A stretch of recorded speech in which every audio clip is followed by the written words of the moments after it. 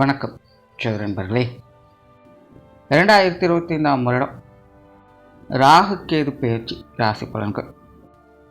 ஜோதிடத்தின் ஆரம்ப காலகட்டங்களில் இந்த ராகு கேது பெயர்ச்சி அப்படிங்கிறதெல்லாம் கிடையாது. காரணம், ஜோதிடத்தினுடைய ஆரம்ப காலகட்டங்களில் இந்த ராகு கேது அப்படிங்கிற கிரகங்களே கிடையாது. சூரியன் முதல் சனி வரைக்கும் 7 கிரகங்கள் தான் இருக்கும். நவ கிரகங்கள் அப்படிங்கிறது ஆரம்ப காலகட்டங்களில் இடம் பெறலாம். பிற்காலத்தில் இந்த ராகு கேதுக்கள் அப்படிங்கிறது சேர்க்கப்படுது. ஏன்னா ராகு கேது அப்படிங்கிறது உண்மையான கிரகங்கிறது கிடையாது. அது ஒரு பருப்பொருள் கிடையாது. அது வெறும் நிழல் கதிர்களாக பூமியுடைய இரு பக்கங்களில் இருந்ததுனால அதை பெருசாக எடுத்துக்கல. ஆனால் இந்த அஸ்ட்ராலஜி கால்குலேஷன்ஸ்னு வரும்பொழுது நிறைய விஷயங்கள் இந்த கதிர்களாலும் மாற்றங்கள் வர்றதை உணர ஆரம்பித்தாங்க. அதுக்கப்புறம் தான் இந்த ராகு கேதுக்களை சாயா கிரகங்கள், அதாவது நிழல் கிரகங்கள். சாயா அப்படின்னா நிழல், மாயை அப்படின்னு எடுத்துக்கலாம். ஸோ இந்த ராகு கேதுக்களை சாயா கிரகங்கள் அப்படின்னு ஜோதிடத்தில் இணைச்சாங்க. ஒரு நிழல்களாக இருந்தாலும் கூட ஜோதிடத்தில் இடம்பெறக்கூடிய அளவுக்கு, அதாவது கிரகம்னு ஒரு அந்தஸ்தை கொடுத்து இடம்பெறக்கூடிய வகையில் இதற்கு முக்கியத்துவம் கொடுத்து வச்சுருக்காங்க. அப்படிங்கும்பொழுது இந்த ராகு கேதுக்களுடைய வலிமை எப்படிப்பட்டதாக இருக்கும் அப்படிங்கிறத நம்ம புரிஞ்சுக்கலாம். ஏன்னா இந்த ராகு கேதுக்களுடைய தாக்கங்கள், மாற்றங்கள் அப்படிங்கிறது வாழ்க்கையில் தவிர்க்க முடியாத அளவுக்கு இருக்குது. ஒவ்வொரு மனிதர்களுடைய வாழ்க்கையில் முக்கியமான அரிதான விஷயங்களுக்கு காரணக்கர்த்தாவாக இந்த ராகு கேதுக்கள் தான் இருக்காங்க. ஆக்சுவலாக மனிதர்களுடைய வாழ்க்கையே வெறும் மாயை தான் அப்படிங்கிறது சித்தர்கள் கோட்பாடு. அப்போ அந்த மாயையில் இருக்கக்கூடியவங்களுக்கு அந்த மாயா கிரகங்களும் அத்தியாவசியமாக இருக்குது. அதனால் ஜோதிடத்தை பொறுத்த வரைக்கும் இந்த ராகு கேது பயிற்சிகள் அப்படிங்கிறது ஒரு முக்கியமான ஒன்று. மற்ற கிரகங்களால் நம்ம எதிர்பார்க்குற மாதிரி ஒரு நல்ல மாற்றங்கள் வருதோ இல்லையோ, ஆனால் ராகு கேதுக்களால் வாழ்க்கையில் மாற்றங்கள் அப்படிங்கிறது நிச்சயமாக இருக்கும். அது நல்லதோ கெட்டதோ ஏதோ ஒரு வகையில் அதனுடைய ஸ்தானங்களுக்கு தகுந்த மாதிரி அது ஒரு மாற்றத்தை அந்த இடத்துல ஏற்படுத்திட்டு போகும். ஏன்னா ராகு கேதுக்களுக்கு சொந்த வீடுகள் அப்படிங்கிறது கிடையாது. எந்த ராசியில் இருக்கோ அதையே சொந்த வீடாக அதை மாற்றிக்கும். அதனாலே அதன் முழு தாக்கம் அப்படிங்கிறது எப்போவுமே இருந்துக்கிட்டே இருக்கும். மற்ற கிரகங்கள் ஆட்சி, உச்சம், நட்பு, பகை இந்த மாதிரியான விஷயங்கள்லாம் பார்த்து தான் பலன்கள் கொடுக்கும். அப்படின்னா ராகு கேதுக்களை பொறுத்த வரைக்கும் எப்போவுமே பலன்கள் ஒரே மாதிரி தான் இருந்துக்கிட்டு இருக்கும். அதில் எந்த ஒரு மாற்றமும் கிடையாது. இருக்கிற இடத்துல என்ன கொடுக்கணுமோ அதை கொடுத்துட்டு போயிட்டே இருக்கும். அதனால் ஜோதிடத்தை பொறுத்த வரைக்கும் இந்த ராகு கேது பயிற்சி அப்படிங்கிறது ரொம்ப ரொம்ப முக்கியம்.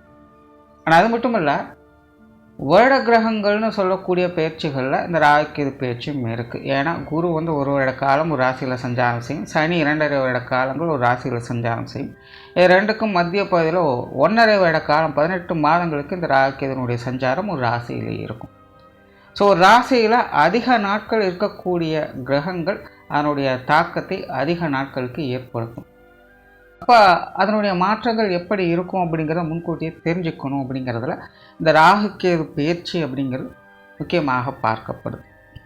ஆனால் இந்த 2025ஆம் வருடத்தை பொறுத்த வரைக்கும் இந்த வருட கிரகங்களுடைய பயிற்சிகள் அனைத்துமே இருக்குது. குரு பயிற்சியும் இருக்குது, சனி பயிற்சியும் இருக்குது, ராகு கேது பயிற்சியும் இருக்குது. ஸோ இந்த 2025ஆம் வருடம் கண்டிப்பாக அனைவரோட வாழ்க்கையும் ஒரு மறக்க முடியாத நிகழ்வுகள் அப்படின்னு கண்டிப்பாக இருக்கும்.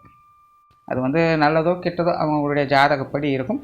ஆனால் ஆல்ரெடி இந்த 2025ஆம் வருடம் எப்படி இருக்கும் அப்படிங்கிறதையும் வீடியோ போட்டிருந்தோம். ஆக்சுவலாக அது சொன்ன மாதிரி தான் நிறைய விஷயங்கள் இப்போதைய நடப்பில் நடந்துக்கிட்டு இருக்குது. அது பார்க்காதவங்க வேணால் செக் பண்ணி பாருங்கள். உலகச் சூழல்கள் எப்படி இருக்கும், மனிதர்களோட வாழ்க்கை நிலை எப்படி இருக்கும் அப்படிங்கிறதெல்லாம் கிளியராகவே சொல்லியிருந்தேன். பார்க்காதவங்க ஒரு தடவை வேணால் செக் பண்ணி பாருங்கள், சேனல் பேஜில் இருக்கும். ஸோ இங்கே இந்த ராகு கேதுக்கள் ராசி ரீதியாக என்ன மாதிரியான மாற்றங்களை கொண்டு வருது அப்படிங்கிறத பற்றி தான் பார்க்க போகிறோம். அந்த வகையில் உங்கள் ராசிக்கு என்ன பலன்கள் இருக்கும் அப்படிங்கிறத பற்றி தான் இந்த வீடியோவில் பார்க்க போகிறோம். துலாம் ராசி. துலாம் ராசிக்கு இதுவரைக்கும் மறைவு ஸ்தானங்களான 6 மற்றும் 12ஆம் இடங்களில் சஞ்சரித்து வந்த ராகு கேது இனி உங்களுடைய ராசிக்கு 5 மற்றும் 11ஆம் இடங்களில் அடுத்த 18 மாத காலங்களுக்கு சஞ்சரித்து வரும்.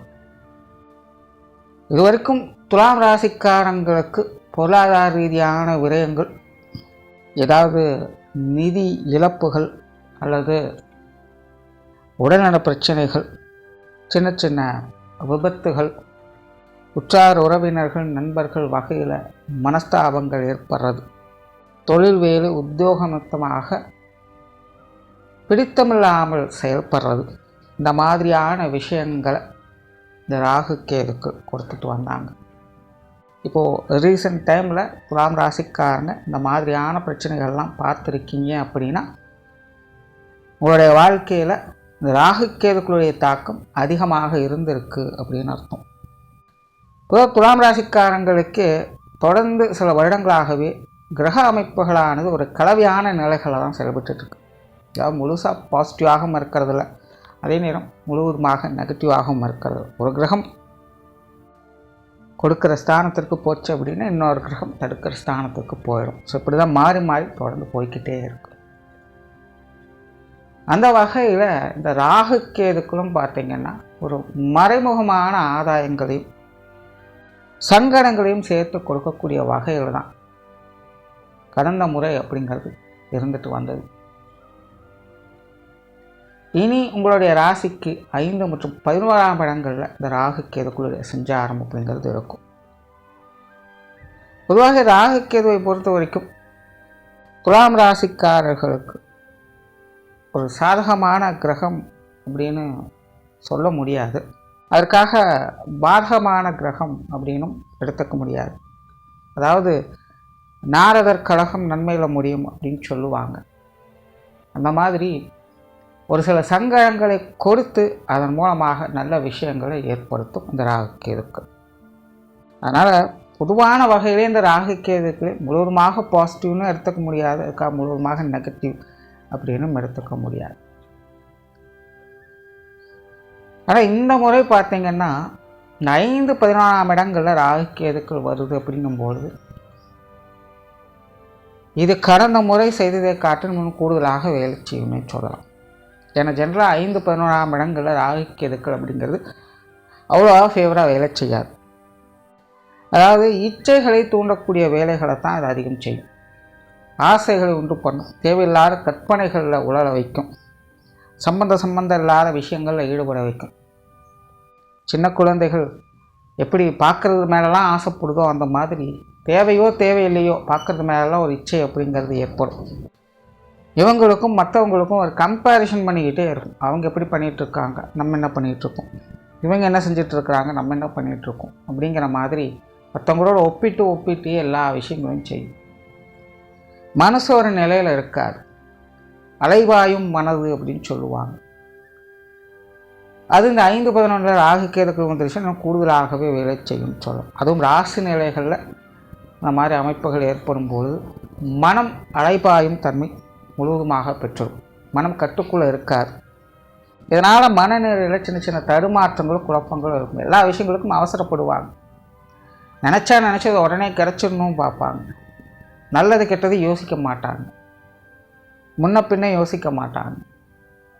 ரெஸ்ட் எனக்கு அது தோணுது, அது எனக்கு வேணும் அப்படிங்கிற அந்த முரண்பிடிக்கிற சுபாவம் தான் அதிகம் ஏற்படும். பொதுவாக இந்த 5, 11 வரக்கூடிய இந்த ராகு கேதுக்கள் இந்த மாதிரி கொஞ்சம் தேவையில்லாத விஷயங்களெல்லாம் ஏற்படுத்தும், குடைச்சல் கொடுத்துக்கிட்டு இருக்கும்னு சொல்லலாம். ஸோ இது அவங்களுடைய வயது நிலைக்கேற்ப சில மாற்றங்கள் அப்படிங்கிறது இருக்கும். பொதுவான நிலைகள் இதெல்லாம் பார்த்திங்கன்னா இச்சைகளை தூண்டக்கூடிய அமைப்புகளை தான் அதிகம் ஏற்படும். நிறைய ட்ராவல் பண்ணலாம், நிறைய இடங்களுக்கு ஊர் சுற்ற வைக்கும், கலை காவியங்களில் ஈடுபட வைக்கும், ஏதாவது ஒரு ஆர்ட் சம்பந்தப்பட்ட விஷயங்களில் ஈடுபாடுகள் அப்படிங்கிறது அதிகம் ஏற்படும். சிலருக்கெல்லாம் அதை கற்றுக்கொள்ளக்கூடிய அமைப்புகள்லாம் ஏற்படும். ஆன்மீக ரீதியான விஷயங்களில் பிடித்தம் ஏற்படும்.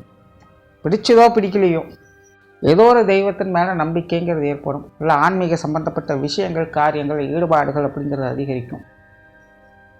அந்த மாதிரி ஆன்மீகத்தில் ஈடுபாடுகள் ஏதாவது ஒரு வகையில் ஏற்படுத்தி கொடுக்கும்.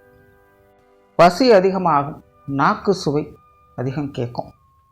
எதையாவது ஒன்று சாப்பிட்டுக்கிட்டே இருக்கணும் அப்படின்னு மனம் இயங்கும். நீங்கள் சாப்பிட்றீங்களா இல்லையா அப்படிங்கிற 2வது விஷயம். ஏன்னா இது எல்லாமே கிட்டத்தட்ட வெறும் கற்பனைகள் தான், ஒரு மாயை மாதிரி தான் அதெல்லாம் செயல்படும். நிஜத்தில் அது நடக்குதா இல்லையா அப்படிங்கிறது தெரியாது. ஆனால் மனம் அதற்காக இயங்கும். இந்த மாதிரியான விஷயங்கள்லாம் அசை போட்டுக்கிட்டே இருக்கும். ஒரு காணல் நீர் மாதிரி தான் எல்லாமே. தூரத்துலேருந்து பார்க்கும்போது நான் பக்கத்தில் போய் பார்த்தா ஒன்றும் இருக்காது. அந்த மாதிரி தான் மனசு எதிர்பார்க்கும். இப்படி இருக்கணும், அப்படி இருக்கணும், இந்த மாதிரி செய்யணும், இந்த மாதிரி ருசி வேணும், இந்த மாதிரி ஒரு பொருள் வேணும் அப்படின்னாலாம் எதிர்பார்க்கும். ஆனால் அது கைக்கு கிடைச்சதுக்கப்புறம் அதை வச்சுட்டு என்ன பண்ணுறதுன்னு தெரியாது. இது அவங்களோட சுய ஜாதக அமைப்படி அது சாதகமாக இருக்குமா பாதகமாக இருக்குமா அப்படிங்கிற ரெண்டாவது விஷயம். ஆசைப்பட மட்டும்தான் தெரியும். ஆசைப்பட்டது கிடைச்சிது அப்படின்னா கிடைச்சதை வச்சுட்டு என்ன பண்ணுறதுன்னு தெரியாமல் முழிக்க ஆரம்பிக்கும். சரி, 5-11 ராகுக்கேதுக்கு வந்துச்சுன்னா இந்த மாதிரியான சங்கடங்களை குழப்பங்களை அதிகம் ஏற்படுத்தும். காரிய ரீதியான விஷயங்கள்லாம் மனசளவில் ஒரு மாதிரியான சலிப்பு இருக்கும். என்னன்னா நம்மளும் என்னென்னமோ செஞ்சிட்ருக்கோமே, என்னென்னமோ ட்ரை பண்ணிக்கிட்டு இருக்கோமே, புதுசாக எல்லா விஷயங்களையும் செய்கிறோம், மற்றவங்க செய்கிறத பெஸ்ட்டாகவே செய்கிறோம். ஆனாலும் நமக்கு ஒரு விஷயம் நமக்கு தகுந்த மாதிரி கிடைக்க மாட்டேங்குது, அமைய மாட்டேங்குது அப்படிங்கிற ஒரு ஏக்கம் இருக்கும். அதாவது பிளான் பண்ணுவீங்க, எக்ஸிக்யூட் பண்ணுவீங்க, ப்ராசஸிங்கும் நல்லா போய்கிட்டு இருக்கும். ஆனால் ரிசல்ட் அப்படிங்கிறது நீங்கள் எதிர்பார்த்த மாதிரி இருக்காது. நீங்கள் என்ன பெனிஃபிட் எதிர்பார்க்குறீங்க அப்படிங்கிறது அங்கே கேள்விக்குறியாக இருக்கும். ஸோ இது ஒரு மாதிரி சலிப்பு தட்ட ஆரம்பிச்சு. மெயினாக உத்தியோகம் பார்க்குறவங்களுக்கு, வேலை பார்க்குறவங்களுக்கு, சுயத்தொழில் செய்கிறவங்களுக்கெல்லாம் பார்த்திங்கன்னா ராகுக்கேது பேச்சுக்கு அப்புறம் ஒரு சாதகமான அமைப்புகள் இருந்தாலும் கூட ஒரு திருப்தியான நிலை அப்படிங்கிறது இருக்காது. பெனிஃபிட் சார்ந்த எந்த ஒரு விஷயங்களும் எதிர்பார்க்குற மாதிரி இருக்குமா அப்படிங்கிறது தெரியாது. சர்வீஸ் ஓரியன்டாக நீங்கள் செய்யக்கூடிய விஷயங்கள் சாதகமாக இருக்கும். ஆனால் ஒரு லட்சியத்துக்காக அல்லது ஏதாவது ஒரு எதிர்பார்ப்புக்காக, ஏதாவது ஒரு தேவைக்காக நீங்கள் ஒரு விஷயங்களை செய்கிறீங்க அப்படின்னா அது நடந்தாலும் கூட அதனால் உங்களுக்கு மனசில் ஒரு ஃபுல்ஃபில் ஆகுதா அப்படிங்கிறது பார்த்தீங்கன்னா அது கேள்விக்குறியாகவே இருந்துக்கிட்டு வரும். சரியாக தான் செஞ்சுருக்கோமா அப்படின்னு உங்களை நீங்களே திரும்ப கேட்டுக்கிட்டே இருப்பேன். ஸோ இந்த மாதிரி குழப்ப நிலைகள் அப்படிங்கிறது அதிகமாக இருக்கும். அதே போல் சென்டிமெண்ட் பிரியர்களாக இருப்பாங்க. மெயினாக அந்த காதல் உணர்வுகள் அப்படிங்கிறது அந்த காலகட்டங்களில் அதிகமாக தூண்டப்படும். ஒரு 4-5 வருஷத்துக்கு முன்னாடி மொரட்டு சிங்கிள் அப்படின்னு எல்லாருமே சுற்றிட்டு இருந்தாங்க. இன்றைக்கி அந்த வார்த்தை எங்கே போச்சுன்னு தெரியல. ஸோ அந்த மாதிரி மொரட்டு சிங்கிளாக இருக்கக்கூடியவங்களை கூட காதல் வலையில் சிக்க வைக்கும். ஸோ பொதுவாக துலாம் ராசிக்காரங்களுக்கு இந்த விருப்பம், காதல் உணர்வுகள், அன்பு, பாசம், நேசம் அப்படிங்கிறது அவங்களுடைய நிலைகளுக்கு ஏற்ப, உறவுகளுக்கு ஏற்ப இது அதிகரிக்கும். அது சார்ந்த விஷயங்களில் ஈடுபடவும் செய்வாங்க. நிறைய பேருக்கு இந்த காதல் திருமணங்கள் அப்படிங்கிறதும் கைகூடும். ஆனால் கண்டிப்பாக போராட்டம் அப்படிங்கிறதும் இருக்கும். பற்று பாசம் அப்படிங்கிறது பொதுவாகவே அதிகரிக்கும். குறிப்பாக குடும்ப விஷயங்கள், காரியங்கள்லையும் இந்த பந்த பாசங்களுக்காக இயங்கக்கூடிய நிலை அப்படிங்கிறது இருக்கும். ஏதோ ஒரு உறவுகளை நினைத்து ஒருவித இயக்கம் அப்படிங்கிறது இருக்கும். இவங்க கூட இருந்திருக்கலாம், அல்லது இந்த மாதிரியான ஒரு உறவு நமக்கு இல்லையே அப்படின்னு கொஞ்சம் பர்சனலாக சில இயக்கங்களை உண்டாக்கும் ஏதாவது ஒரு உறவு முறைகள். அதே போல் குடும்பத்துக்குள்ள கணவன் மனைவி உறவுகளில் குழந்தைகள் மேலே ஆசா பாசங்கள் அப்படிங்கிறதெல்லாம் அதிகமாகும். ஸோ எப்படி பார்த்தாலும் துலாம் ராசிக்காரங்கள் இந்த சென்டிமெண்ட் அப்படிங்கிறது தவிர்க்க முடியாது. இந்த அளவுக்கு மீனால் அமுதம் நஞ்சு அப்படிங்கிறதும் பழமொழி இருக்குது. ஸோ அது இந்த சென்டிமெண்ட் சார்ந்த விஷயங்களில் பொருத்தி பார்த்துக்கங்க. ஸோ ஓவராலாக இந்த ராகுக்கேது பேச்சியான துலாம் ராசியை பொறுத்த வரைக்கும் மன ரீதியாக ஏற்படக்கூடிய மனச்சலனங்களை உங்களால் மேனேஜ் பண்ண முடிஞ்சுது அப்படின்னா இந்த ராகுக்கேது பேச்சு உங்களுக்கு பெருசாக எந்த ஒரு பாதிப்பையும் கொடுக்காது. நன்றி, வணக்கம், வாழ்க வளமுடன்.